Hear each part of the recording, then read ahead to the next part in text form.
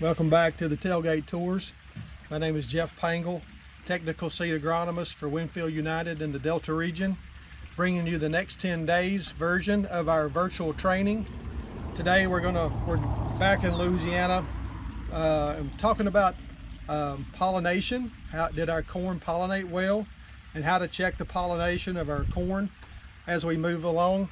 Pollination, of course, begins as soon as the tassel emerges, or maybe even that tassel begins to shed pollen on emerging silks.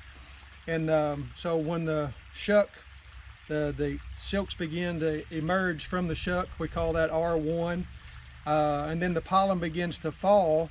And as the pollen falls, it hits that moist silk and it begins to move, be transferred through that silk tube to the ovule on the ear, where that's the beginning of the small kernel of corn that we'll see become a blister and then milk and so on. So usually takes about 2 to 3 days for this process to take place, and it begins as on the butt of the ear, and it will move out toward the end. So today I've got a couple of examples.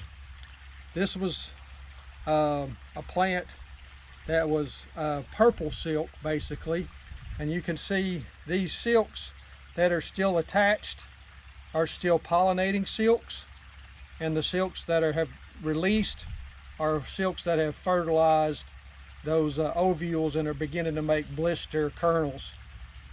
This one is a little bit further along.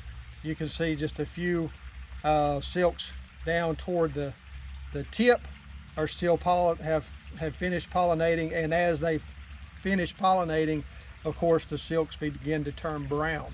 So this tells us we have a very nice pollinated ear of corn. On this one I see just a very few misses, so this is going to be a nice ear of corn.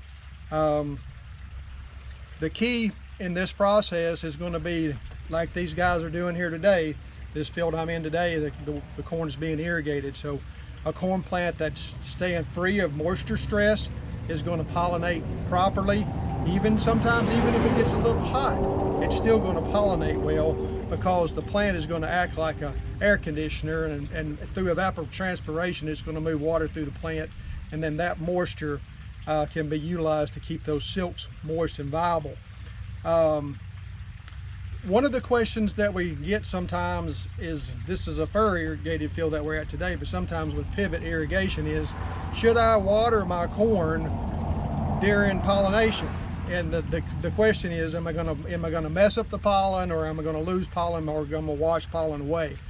Well, the key thing to remember here is that this pollination is going to take place over a week or 10 days, that these tassels will be shedding pollen. Also, another key factor is that depending on the hybrid or depending on the tassel type, there may be 2 million to 25 million grains of pollen being shed in this cornfield. So there's going to be an ample amount of pollen without having to worry about, am I going to wash some pollen away, or am I going to lose some pollen?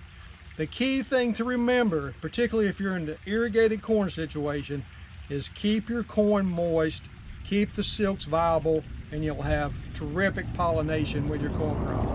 Once again, Jeff Pangle, Technical Seed Agronomist, Winfield United Delta region, bringing you the version of the next 10 days. Thank you for watching.